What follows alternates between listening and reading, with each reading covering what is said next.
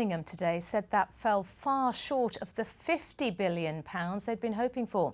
There are also to be more deep cuts in council spending. Well, our political editor, Patrick Burns, is at the Houses of Parliament now.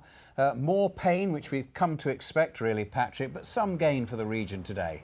That's right, Nick. Little doubt now that our region is in line for a substantial chunk of that infrastructure investment that the Chancellor referred to again and again here today. And don't be surprised if our region's congested motorway network is high on list when the all-important local details are made known tomorrow.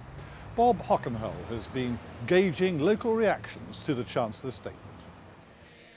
The Chancellor loosening the purse strings to kick-start economic growth. That's at least £10 billion over the next Parliament, and that is a sum that local enterprise partnerships can bid for. Aspirations for an infrastructure boost have rarely been higher in the heart of England. The West Midlands will want as much of that cash as possible, but for some in Birmingham, the amount made available fell well short. We're disappointed because we just simply wanted a lot more money, and we're expecting a lot more. The money that's being allocated at the moment over the next 5 years just will not do the sort of work that we are expecting to do. One major project already underway is New Street Station, being rebuilt as part of an £800 million investment. Eventually what you'll see in here is all of the old station structures near being demolished to make way for the new concourse. 1,000 workers, many recruited locally, are involved. It wouldn't be happening without government cash, and it's not just about improving rail services. This is where they're building the John Lewis and Grand Central shopping complex next to the station. It's a construction site now, but in 18 months' time it'll be full of shoppers and, more importantly, lots of job opportunities. So has the Chancellor done enough to kick-start similar giant projects? The Greater Birmingham and Solihull Local Enterprise Partnership will be responsible for delivering any economic revival. We've been given reason to believe by the government that we'll be invited to bid very early, if not first in the process. And the important thing about this is not the size of the pot, but that it is the beginning of a different process. The budget for one huge infrastructure project for Birmingham, the High-Speed 2 rail line, shot up today by £10 billion to £42 billion.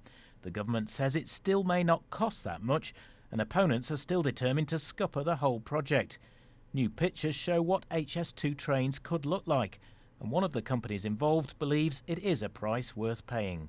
There are statistics across the world which demonstrate that putting money into infrastructure is far more beneficial than trying to do cuts elsewhere and trying to cut taxes, VAT and things like that to stimulate growth.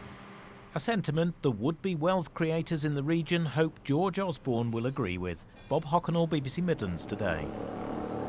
And infrastructure projects, as we've been hearing, don't come any bigger than high-speed rail, and MPs preparing to vote in the second reading of the HS2 bill are still absorbing that news that the cost has shot up by £10 billion to over £40 billion. I'm joined by two local MPs who are both strong supporters of high-speed rail, Gisela Stewart for Labour and Caroline Spellman for the Conservatives.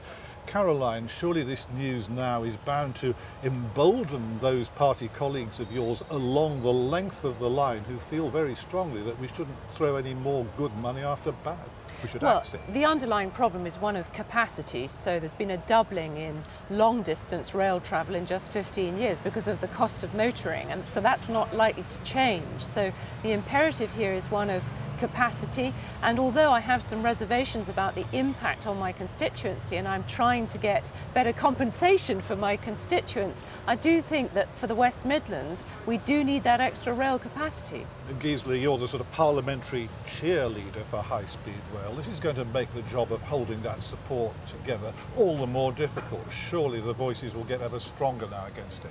But on the one hand, you've got that absolute imperative rail capacity, not just between London and Birmingham, but between London, Birmingham and the rest of the country, which will give us the kind of economic growth we need. But at the same time, we have to get the calculations right. And that's why I'm slightly worried about the announcement today, because if we can't get the figures right, if we can't do those calculations, then those people who don't believe in the infrastructure investment will have ammunition. But the infrastructure decision itself is right. Moving on to the spending review itself, you are among the signatories of a letter, a remarkable display of cross-party unity. In fact, 18 MPs wrote to the Chancellor in support of the Heseltine pot of devolved funding for growth. You must be very disappointed that it's only £2 billion a year. It's a drop in the bucket.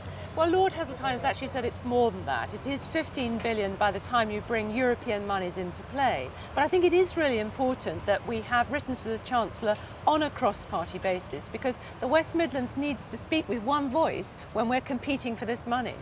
The one voice is important. It's Greater Birmingham, including Solihull.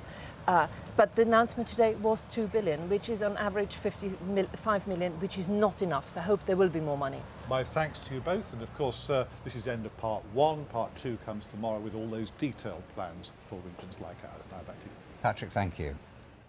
Coming up